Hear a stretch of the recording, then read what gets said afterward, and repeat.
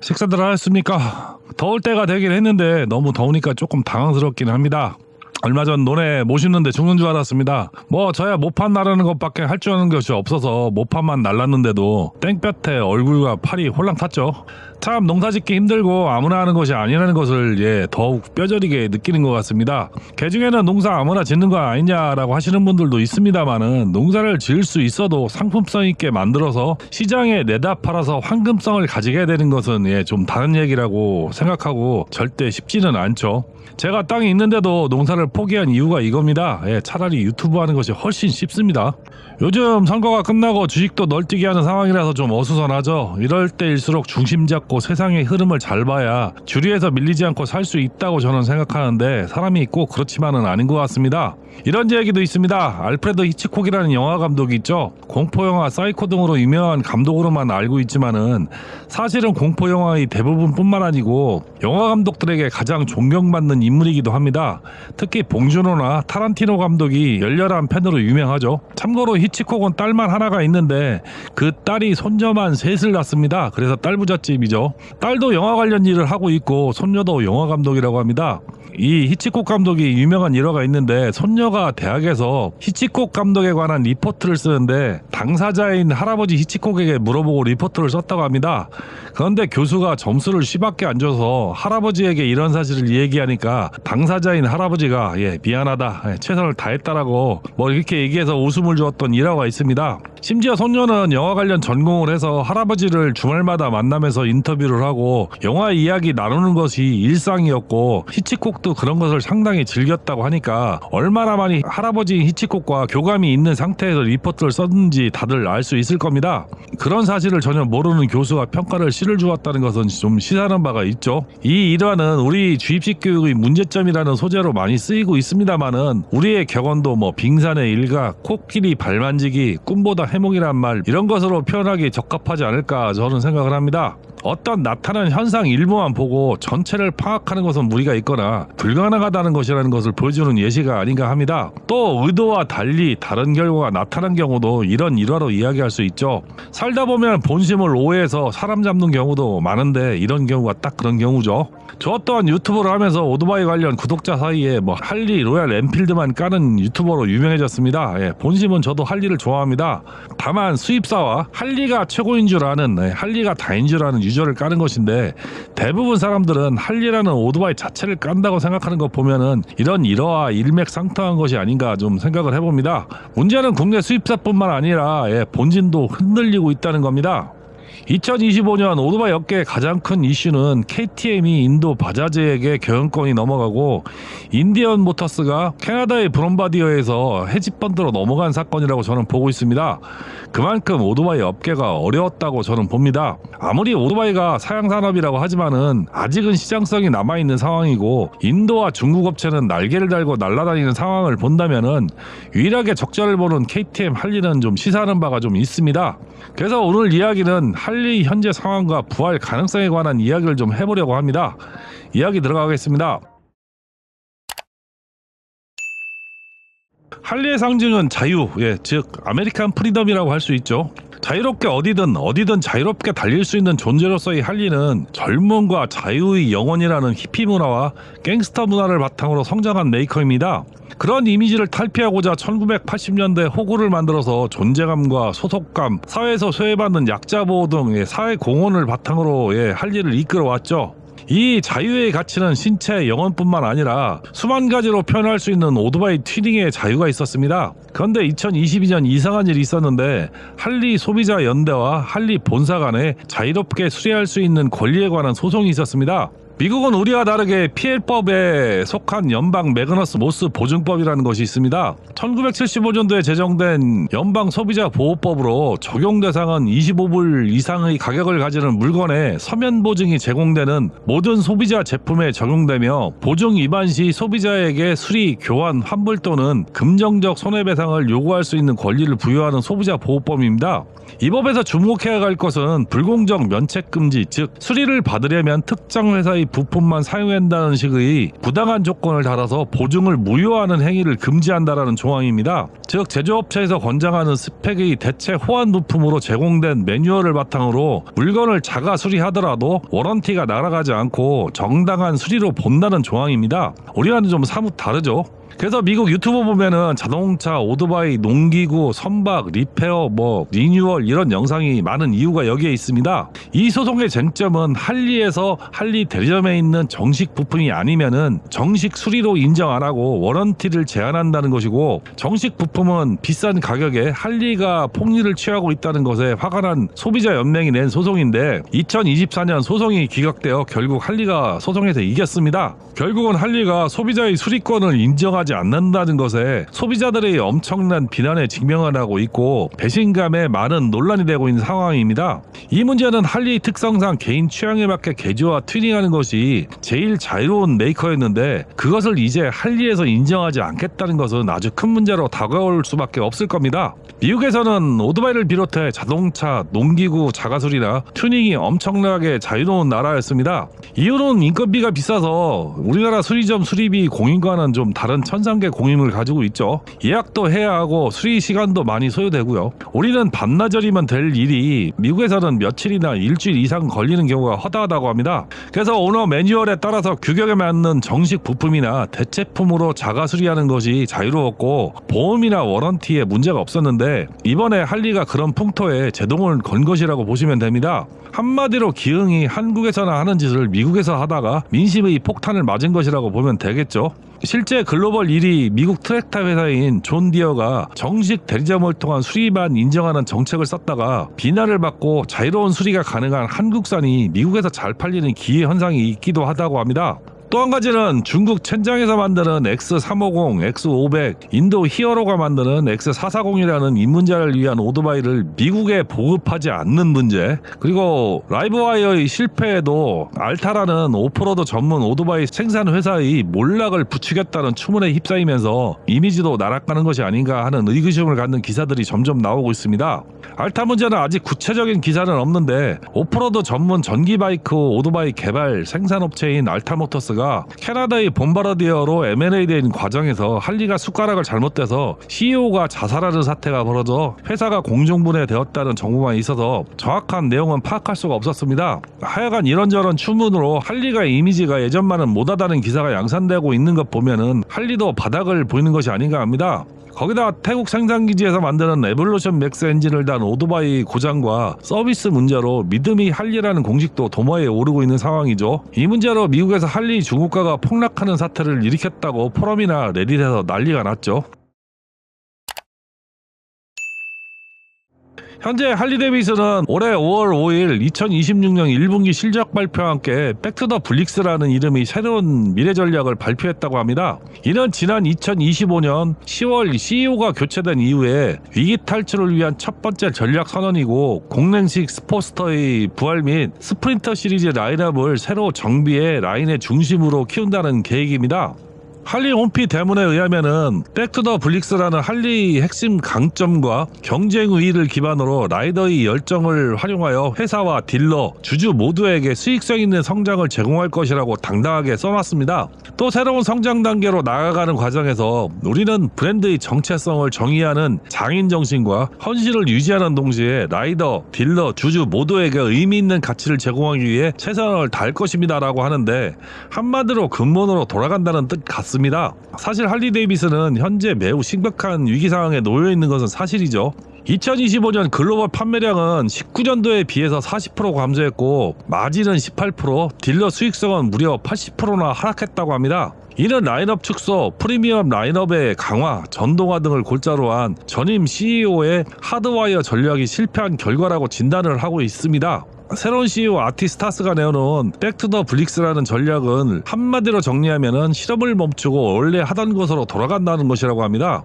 여기서 핵심으로 내놓은 두 가지 카드가 스포츠스터와 스프린트입니다. 우선 할리는 공랭식 스포츠스타를 부활시키기로 결정했다고 합니다. 뭐 한 1만 달러, 그리고 미들웨이트, 공랭 세 가지 키워드를 제시했고 실루엣을 봤을 때는 883 에볼루션 엔진을 부활한 것이 아닌가 하는 의심을 갖게 합니다. 스프린터는 보다 접근성을 높인 인분 라인업으로 예상이 됩니다. 1만 달러 미만으로 소형 경량 그리고 윤행의 키워드를 발표했는데 아마도 인도 히어로 모터사이클이 OEM으로 생산하고 있는 X440 베이스로 한 모델이 예상이 됩니다. 스프린터는 과거 이탈리아 에어로마치와 합작으로 만들었던 250에서 350cc급 모델의 이름으로 이 이름을 다시 꺼낸 건 역사성과 의미를 부여하기 위함으로써 해석되는데 중국 천장에서 만드는 350과 X500도 여기에 포함될 것이라고 추정할 수 있습니다. 드디어 할리도 카레와 짜장 오토바이를 파는 회사가 되는 거죠.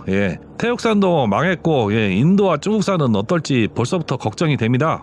미국 증권가에서 할리를 평가한 것을 보면 더 엉망이죠. 할리는 1분기 매출 11억 7,300만 달러, 주당 순이익은 0.22달러를 기록했다고 발표를 했습니다. 매출은 전년 대비 12% 감소했고 EPS는 79% 급감했다고 합니다. 실적 부진은 할리 데이비슨 금융서비스 매출이 54%가 급감해서 도매 출하량이 감소한 영향이다라고 평가를 하고 있습니다. 할리 데이비슨의 전세계 시장 판매량은 37,295대로 전년 대비 3% 정도 감소했다고 합니다. 매출은 10억 5,547만 달러로 2% 하락했고 도매 출하량 감소와 가격 조정 그리고 판매 인센티브 확대가 주요 원인이고 부품 및 액세서리 매출은 1% 감소했고 우리 매출은 전년과 유사한 수준을 유지했다고 합니다. 영업이익은 전년 대비 한 85% 급감을 했고 전기모터스 라이브와이어 매출이 87% 증가했으나 1,800만 달러의 영업손실을 기록했다고 합니다. 그나마 영업손실은 전년 대비 11% 정도 개선이 됐다고 하네요. 그 와중에 북미 소비자 모터사이클은 23,800세대로 전년 대비 14% 증가한 긍정적인 흐름을 보였다고 하는데 2026년도 라인업과 터링 모델의 강세가 북미 소매 판매의 호조를 이끌었다고 합니다. 반면 유럽과 아시아 태평양은 3%에서 9% 정도 감소를 했고 라틴 아메리카의 브라질과 멕시코는 강한 반등을 보였다고 합니다. 2026년 연간 글로벌 판매 목표는 13만 대에서 13만 5천 대 정도 예상을 하고 있다고 합니다. 영업이익은 4천만 달러 적자에서 한 1천만 달러 정도 흑자를 예상하고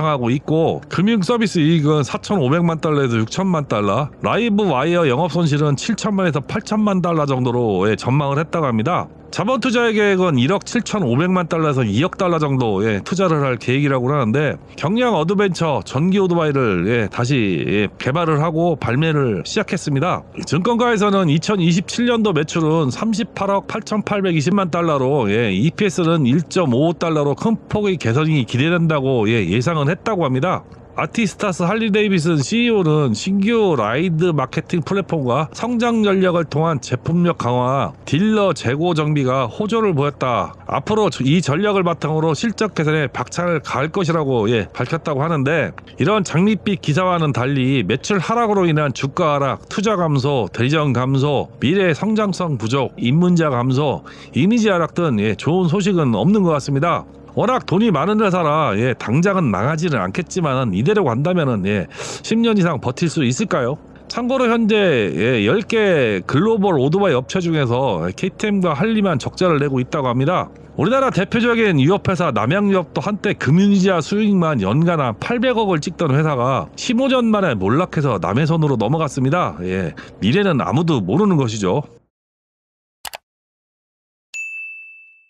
이 시점에서 경영진 교체에 대해서 이야기를 안 할 수 없죠. 2025년 10월 독일 마나임에서 태어나고 스포츠용품 푸마 출신의 유엔 짜이체거를 밀어내고 피자헛 출신인 아티스타스가 최고 경영자에 올랐습니다.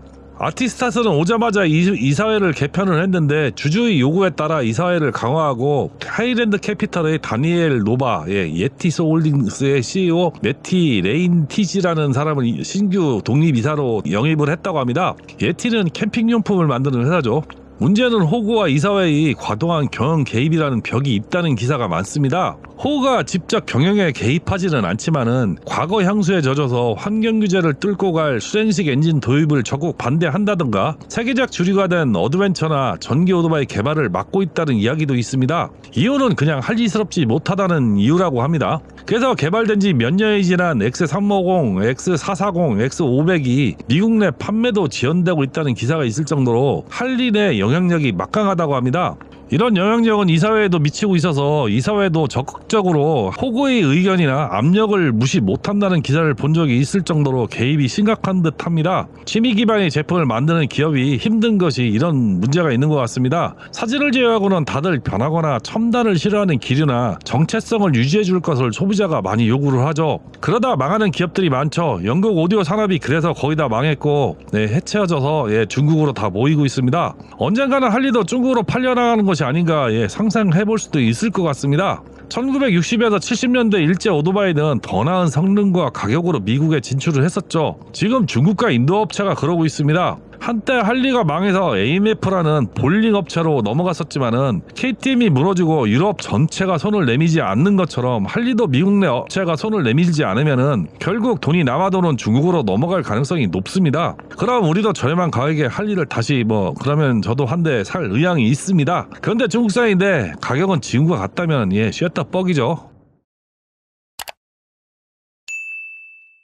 현대 공랭식 엔진은 분명히 한계가 명확하게 있습니다. 환경 규제, 성능, 내구성 등 절대 순행을 따라갈 수는 없죠. 수행과 같은 스펙으로 만들기도 힘들고 개발비도 많이 들어갑니다. 그래서 할리도 공륜행에 실린더 헤드만 순행으로 바꾼 엔진을 만들고 있습니다. 그래서 그나마 성능도 많이 향상되었죠. 하지만 이것만으로 환경 규제에 맞춰 지속적으로 엔진을 제작하기에는 벽이 높죠. 이런 상황이라면 할리가 가장 먼저 엔진 제작을 포기해야 하는 상황이 올 수도 있다고 저는 감히 예상을 합니다. 그렇다고 할리가 혼다나 중국보다 기술력이 뛰어난 회사도 아닙니다. 이게 가장 문제인 것 같습니다. 실례로 할리 현재 엔진 라인업을 보면 답이 나올 겁니다. 쌍용차도 아니고 쓸만한 엔진이 몇 개 없죠. 그러다 보면 언젠가는 중국이나 인도산 엔진이 올라가는 할리가 나오게 되는 것이죠. 거기다 라이브 와이어라는 전기 오토바이를 대차게 말아먹은 바람에 전기 오토바이 사업을 접고 다시는 도전하기 힘든 상황에 놓여 있었습니다. 신제품으로 나오고 있는 전기 오토바이도 이것도 저것도 아니라고 대책에 까이고 있는 상황이죠.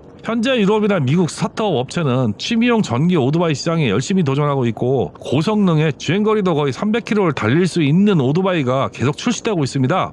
일본이나 인도, 중국도 전기 오토바이 시장을 노리고 열심히 달리고 있고 중국과 인도는 전세계 전기 오토바이 시장의 80%를 넘게 독점하다시피 하고 있습니다. 거기에 할리 전기 오토바이 시장 지분은 거의 0%에 수렴을 하죠. 배달이나 사용 시장에서 전기 오토바이는 각광을 받고 있지만은 누가 취미용으로 몇백 킬로도 못 가고 아무 소리도 안 나는 전기 오토바이를 타려 할까요? 또 아메리칸 크루저 투어러 시장 외에 시장에 투자해야 하는데 펜아메리카를 대차게 말아먹고 다음 스텝을 전혀 못하고 있습니다. 컬러 바꾸고 바퀴 사이즈 줄이는 것 외에는 달라진 것이 없죠. 처음 기대를 모았던 것과는 달리 엔진 트러블 문제로 중고 시장에서도 인정을 못 받고 고객도 이탈하고 시종도 까인 모델이 되었습니다. 그러다 보니 현재 주류인 어드벤처 모델을 추가할 여력도 능력도 안 되는 것이 아닌가 저는 의심을 하고 있습니다. 결국 미들급이나 리터급 어드벤처는 중국산에 할리 마크만 붙여서 팔아야 되는 신세가 되지 않을까 살짝 의심하고 있습니다. 아마 현 시점이면은 열심히 중국이나 인도 업체와 협의하고 있는지도 모릅니다.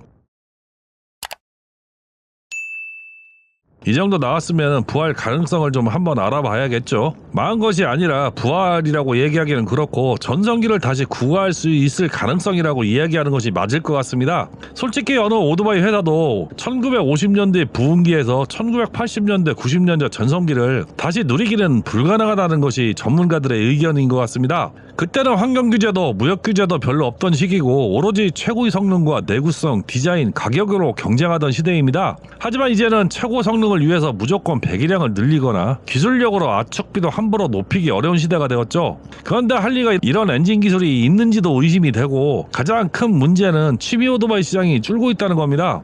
예전 영상에도 이야기했듯 상할 밀착형 오토바이로 중진국이나 후진국을 노리지 않으면은 이제 취미용으로서만은 시장에서 살아남기 힘들다는 것이 중론입니다. 두카티, KTM, 인디언, 할리가 대표적 중저가 오토바이를 만들지 않는 회사들이죠. 게다가 KTM과 인디언이 주인이 바뀌었습니다. 할리 미래를 색으로 표현한다면은 아마도 검정색에 가깝지 않을까 개인적으로 생각하고 있습니다. 이유는 여러 가지가 있습니다.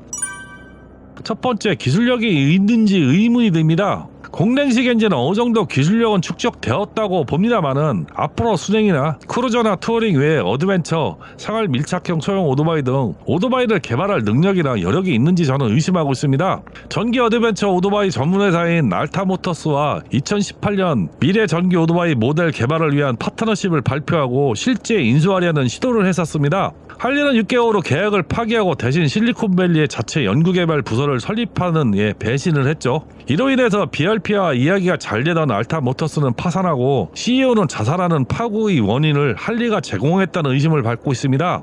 알타모터스는 캐나다의 브롬바디어와 현금 투입을 위한 협상을 진행 중이라고 보도했지만은 M&A에 실패하고 2018년 말에 사업을 종료했습니다. 브롬바디어는 나중에 채권자로 알타와의 기술 자산 일부만을 인수하고 끝이 났다고 합니다. 그러다 보니 2026년 할리가 발표한 라이브와이어 어드벤처 전기 오토바이들로 말들이 많죠. 두 번째, 정체성이 너무 강합니다. 취미용품을 만드는 회사나 일반 회사나 정체성이 너무 강하면은 미래에 대한 투자나 변화를 거부하려는 움직임이 좀 강합니다. 이런 회사들은 미래를 대비하지 못하거나 소비자의 요구를 따라가지 못해서 사라지는 회사가 무척이나 많습니다. 그런데 불행하게도 할리는 경영진이나 고객, 생산직 직원조차도 변화를 싫어하는 것 같다는 생각이 좀 듭니다. 또한 앞에서 거론했듯이 호구의 영향력이나 이사진의 판단이 항상 CEO의 경영 방향성에 방해가 된다는 느낌이 좀 강합니다. 그러면 아무리 똑똑한 CEO를 뽑아라도 결국은 힘도 못 쓰고 쫓겨나는 상황만 반복되는 것이죠. 그러다 보니 오토바이를 잘하는 CEO가 아닌 신발 공장, 피자 공장 출신들이 CEO로 와서는 답이 없다는 겁니다. 마케팅 전문가라면은 대충 상통하는 것이 있다고는 하지만은 업계의 생리를 잘 모르면은 결국 업무 파악도 못하거나 이사회를 설득시키지도 못해서 아무것도 못하고 그냥 마냥 재무제표만 쭈무르고 장부상 흑자를 기록하다를 반복하다 쫓겨나는 짓을 반복할지도 모릅니다. 결국 할리 근본적인 시장 매출을 늘리는 것이 아닌 장부상 매출만 만지작거리다가 나간다는 이야기가 됩니다.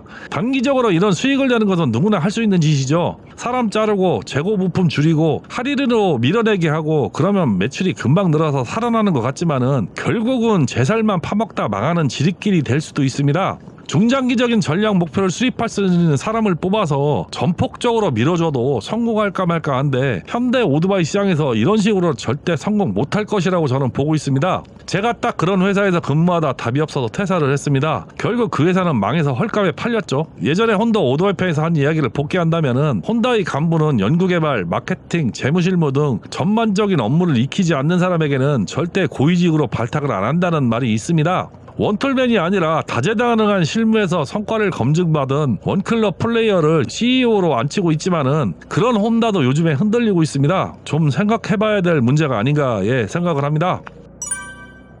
세 번째, 돈이 아직은 많습니다. 할리는 돈이 없는 회사가 아니죠. 그런데 그 돈을 잘 굴려서 미래에 투자하고 중장기적인 안목을 가진 사람이 없을 뿐인 것 같습니다.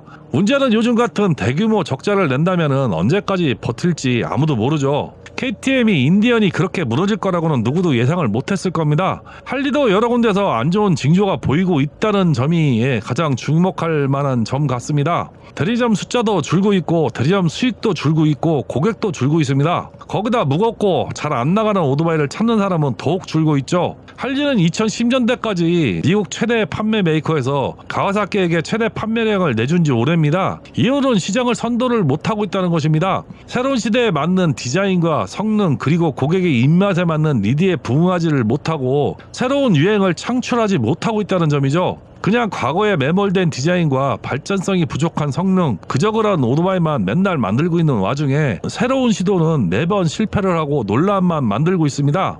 2000년대 이후에 계속 내리막을 걷고 있는 상황으로 문제는 매출 하락세는 더욱 가파르게 하락한다는 것이 문제입니다. 일본산 오토바이와 중국산 오토바이 도전을 꾸준히 받고 있는 상황에서 중장기적으로 라인업을 정비하지 않으면 현재 라인업으로는 매출을 상승시킬 가능성은 없어 보입니다. 다행히 쿼터급 라인은 X 시리즈를 판매한다고는 하는데 아마도 라이딩 스쿨에서 임대 형식의 판매할 것으로 예상을 하고 있다고 합니다. 즉 라이딩 스쿨에 들어오는 초보자에게 판매하고 할리의 대형 크루저나 투어링으로 기변할 경우 보상 판매하는 형식으로 운영될 가능성이 높다고 합니다.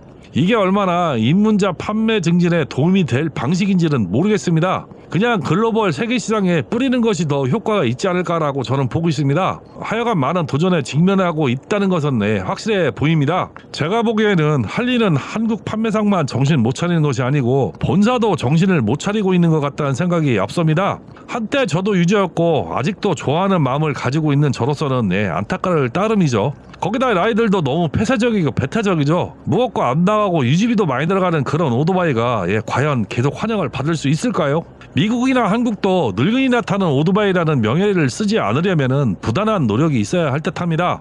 한때 미제는 똥도 좋다는 우스갯소리가 있었습니다. 지금 현재의 시대는 미국산이 좋은 것을 찾으려도 언뜻 생각이 나는 것이 없을 정도로 미국 산업 생산력은 바닥을 기고 있죠. 그게 현실입니다. 한국, 일본, 중국, 유럽의 기술자가 아니면은 이제는 공장도 못 짓고 군사용 항공모함, 잠수함, 전기차 배터리조차도 못 만드는 나라가 되었습니다. 아마도 1900년대 그 고도의 제조 능력으로 항공모함을 한 달에 한 대씩 뽑아내고 호위함은 일주일에 한 척을 B-19 폭격기를 하루에 12대 한 달이면 375대를 만들던 미국의 제조 능력은 이제는 제조 생산력 1위 하는 종목이 있기나 한지는 모르겠습니다. 오늘은 할리의 미래에 관한 이야기를 좀 해봤습니다. 제가 할리를 까는 이유는 고객을 섬기지 않는 어떤 회사도 살아남을 수 없다는 반증으로 할리가 표본이라고 생각하기 때문에 까는 겁니다. 수입사나 본사가 똑같이 고객이 원하는 것이 무엇인지 모르는 회사 같아서 참 안타까울 따름이죠.